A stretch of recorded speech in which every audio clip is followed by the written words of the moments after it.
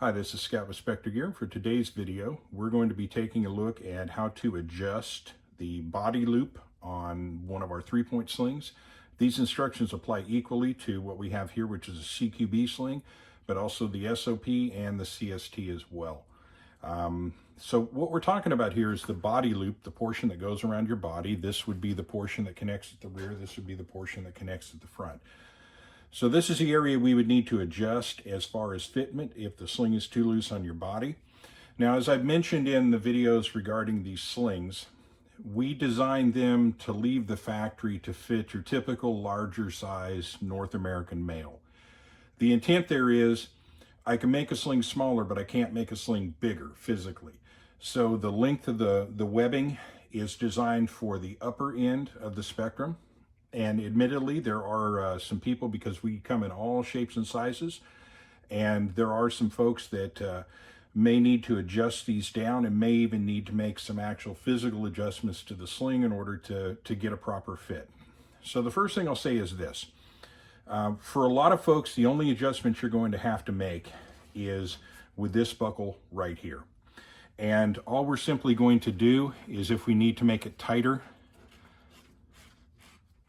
we just simply work through the tri-glide, cinch it down, and get it to where we need it to be. Now, I'm going to do an extreme example at the end to show you just how far you can go with this. But in some cases, you may find that in order to get a proper fit, and I'll set this up to where I had it before. Whoop, nope, that's where I had it in the beginning. So let's say you get all the way down to here, to where in order to fit, it's now been required that you do something such as this. And what we end up having here is that the rear attachment, this buckle, is now starting to contact. And obviously, this sling needs to be trimmed to length. So a second point of adjustment that you can do is on the SOP and the CST with the transition release buckle. Go ahead and undo that cam buckle and move it back. On the CQB, go ahead and move the stop buckle back. And we'll get this to where it starts to fit the body.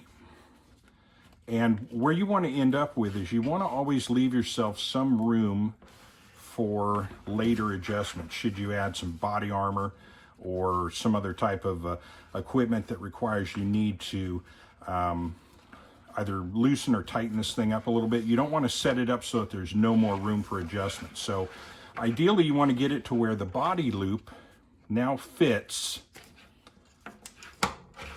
pretty well, and the adjustment buckle is sort of back to that center point right about here. So if I've adjusted this thing down via a combination of using this adjustment buckle and this stop buckle or your transition release buckle, so I get to where I get a good fit. Now what's happened is I've got some excess webbing on the front, and if I feed that through the tri-glide or whatever type of adapter we have at the front of the weapon, we're gonna have all this extra webbing that we have to deal with.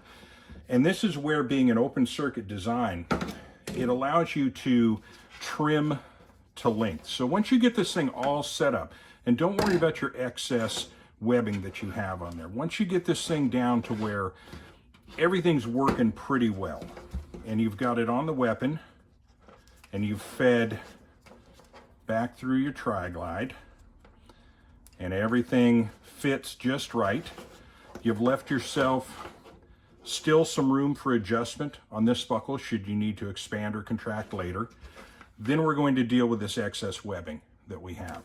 And in this case, we're going to grab the sharpest pair of scissors that you can find. For the sake of this demonstration, I borrowed these from my wife's knife block. They're made by Cuisinart, but Fiskars, anything relatively sharp is going to do. The sharper, the better. And the way the webbing is woven, you see all of these lines here, and those are little peaks and valleys that are part of the weaving process. What I would do at this point is give yourself about 1.5 to 2 inches. You want to set the scissors up so that they're going to be right in one of these little valleys here. You don't want to cut on the rounded portion of the wide bar. You want to cut down in the little valley and use that as a line. So now we just very carefully make a cut, and we've got a nice clean cut now. We get rid of that, and you can take any kind of flame source. I prefer something a little more torchy, but a Bic lighter would do. In this case, another thing I borrowed from the wife is the thing she uses for, I think it's called creme brulee or something like that, something fancy. So get a little torch activity going, and then I just want to work this torch along the edge here, keeping it constantly in motion. Turn it over, and the purpose of this is we want to heat seal that cut so that the webbing does not then begin to unravel. So give it a good heat sealing, and now we've got a sling that's basically set up and cut to length and will fit. Now, an extreme example of where you can take this is if you wanted to get really crazy, you could cut this thing all the way down to where the sling is only about that big, just a little tiny loop, and it's more hardware than webbing at that point.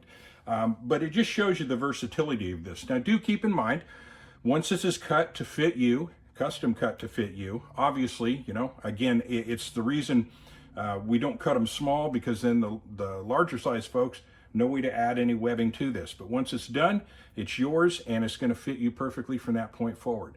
So that's kind of about it. But just as a recap, first point of adjustment is at this buckle, and if you only have to move this 4 or 5 inches either direction, you're fine. But if it has to go to the extreme and you really got to size that thing down, it may be required that you do an end trim, but it's all part of setting it up just the way you want it and making it work just for you. So with that, I'll go ahead and bring it to a close. Thank you for listening. And if you have any other questions, you can contact us at www.spectergear.com. Have a great day, and thanks for watching.